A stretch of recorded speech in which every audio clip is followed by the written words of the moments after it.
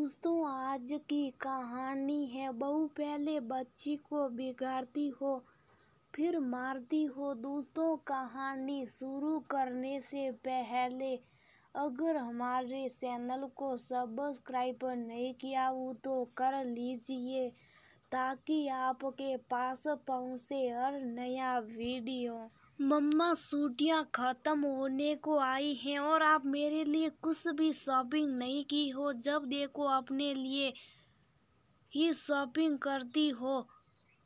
आपके पास तो इतने कपड़े हैं फिर क्यों करती हो इतनी शॉपिंग। मुझे तो सिखाती हो कि पैसे बचाना चाहिए और खुद देखो कितने पैसे खर्च करती हो। 12 साल की खुशी अपनी माँ गरिमा से कहती हैं।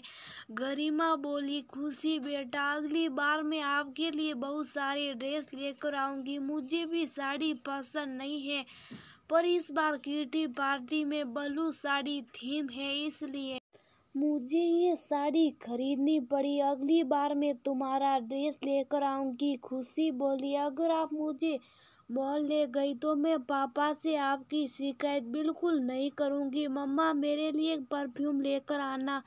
मुझे परफ्यूम की खुशबू बहुत अच्छी लगती है। मेरी बहुत सारी सहेलियों के पास है। मैं आपका परफ्यूम नहीं लगाऊंगी। मेरे लिए बार्बी वाला परफ्यूम लाना। खुशी की दादी कलावंती जी बोली, खुशी बेटा ये परफ्यूम किसे कहते। खुशी हंसते हुए बोली, दादी आप इतना भी नहीं जानती, आपको तो कुछ भी नहीं आता। परफ्यूम का हिंदी मतलब इत्र होता क्या दादी। मेरी सहेलियों के सामने ये मत कहना वरना सब मुझ पर हंसेगी। ये सुनकर गरिमा भी हंसने लगी। बहू को हंसते देख कलावंती जी बोली, बहू बच्ची के पोशाक में इत्र लगाना उतना ही जरूरी है जितना उसे व्यवहार का ज्ञान सिखाना जरूरी है। गरिमा बोली, क्या मम्मी जी आप भी बच्चे की बातों का बुरा मानती हैं। अगर उसे परफ्यूम पसंद है तो लगा लेगी, इसमें क्या जाता है। आपके जमाने भी तो लोग छोटी सी इत्र की शीशी लेकर रखते थे, आप भी तो लगाती होगी। वो बोली, बहू मैं इत्र लगाने से मना नहीं कर रही हूँ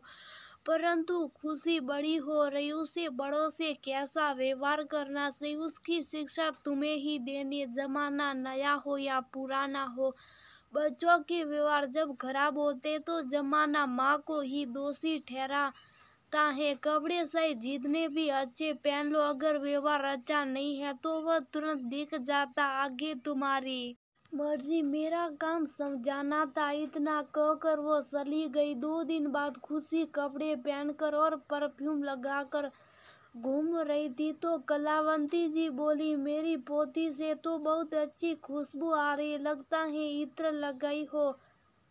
खुशी बोली, हाँ दादी मैंने परफ्यूम लगाई है, वो बहुत महंगी परफ्यूम है, देखना बिना मुझसे पूछे मेरे परफ्यूम को हाथ मत लगाना। तभी खुशी के पिता गौरव आए और उस परफ्यूम की खुशबू से उनके सर में दर्द होने लगा। गौरव गरिमा को बोले, तुम्हें पता है परफ्यूम की गंध से मुझे सर दर्द होता और ये कौन सा परफ्यूम है, किसने लगाया।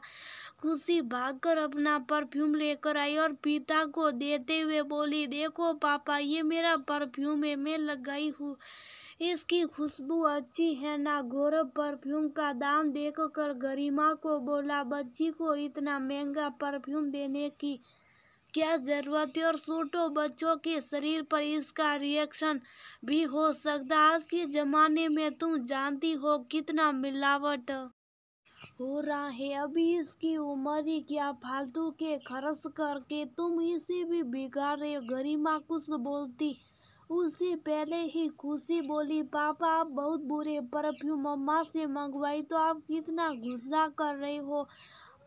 आपने भी तो अभी अभी नई गाड़ी खरीदी, मैं तो कुछ नहीं बोलती। गौरव हैरानी से खुशी की ओर देखा और बोला, खुशी अभी के अभी अपने कमरे में जाओ। पिता के गुस्से वाले चेहरे को देखकर खुशी दादी के पीछे छुप गई। कांदबरी जी खुशी से बोली, बेटा पापा तुमसे नाराज नहीं, बस इत्र की खुशबू से उसके सर में दर्द होता है, तुम अपने कमरे में जाओ और खुशी चली गई। वह अपने बेटे से बोली, गौरव बच्चों के सामने तेज आवाज में बात नहीं करते बेटा, अगर बच्चे को समझना है तो प्यार से समझाओ। तुम दोनों पति पत्नी में अगर कुछ तू मैं हो तो बच्चों के सामने नहीं करो। क्या मैंने तुम्हें यही सिखाया है?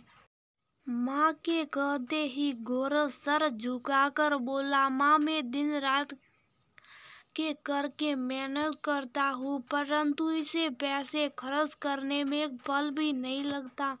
मैं कब से समझा रहा हूँ पर कुछ समझती ही नहीं रही है। आपने देखा खुशी को वह किस तरह से अपने बड़ों से बात करती है। माँ आप तो कहती थी कि खाना अपनी पसंद का खाओ और कपड़े सबकी पसंद के पहनो, क्योंकि कपड़ों से हमारे व्यवहार का पता चलता। ये बात आप इन दोनों को क्यों नहीं समझाती हैं? नुमाइश करती हैं जो कि उसके लिए उस उम्र में गलत है। उस रोज गरिमा को अपनी गलतियों का एहसास हुआ।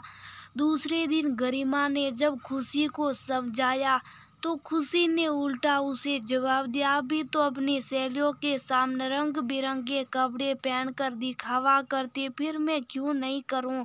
गरिमा ने गुस्से में आकर खुशी को एक थप्पड़ मार दिया। खुशी रोती हुई अपने कमरे में चली गई। कांतबरी जी बहू को समझाई, बहू बच्चे को मार से नहीं प्यार से समझाओ। तुम अपना व्यवहार जैसे घर में रखोगी वैसा ही बेटी तुम्हारी सीखेगी। मैं ये नहीं कहती कि तुम्हारा व्यवहार खराब है, पर जितनी खुशी और सुंदरता तुम्हारे कपड़ों में होती है, तुम्हारा व्यवहार दूसरों से उसका विपरीत होता है, जिसके कारण तुम्हारी बेटी भी उसे ग्रहण कर रही है। उसे कैसे समझाना और सिखाना है ये तुम भली भांति जानती हो। इतना कहकर वहां से चली गई।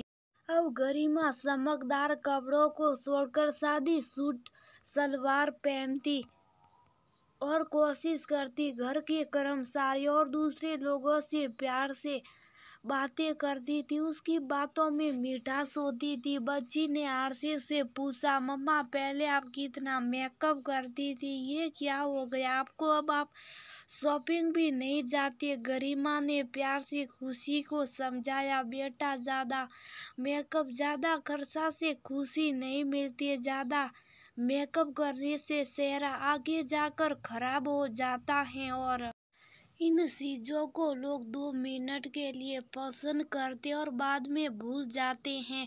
आपने गांधी जी के बारे में सुना, वो सादे कपड़े पहनते थे पर उनका व्यवहार इतना अच्छा था कि आज तक दुनिया उन्हें याद करती है। तो बताओ कपड़ों में परफ्यूम लगाना जरूरी है या व्यवहार में सुंदरता का होना जरूरी है? खुशी बोली, हाँ मम्मा आप सही कह रही हो। दादी भी मुझे एक बार पहले इस बारे में समझाई थी। गांधी जी तो एक कपड़ा पहनते थे पर वो हर किसी को प्यार करते थे, तभी तो लोगों ने बापू कहते। मम्मा मेरी कहीं पुरानी दोस्त मुझसे नाराज रहती, वो कहती मैं पहले जैसी नहीं रही, प्यार से बात नहीं करती, अब मैं क्या करूं? गरिमा बेटी के सर पर हाथ फेरते हुए बोली, कुछ करने की जरूरत नहीं, बस अच्छे से हर किसी से बात करो, हर किसी से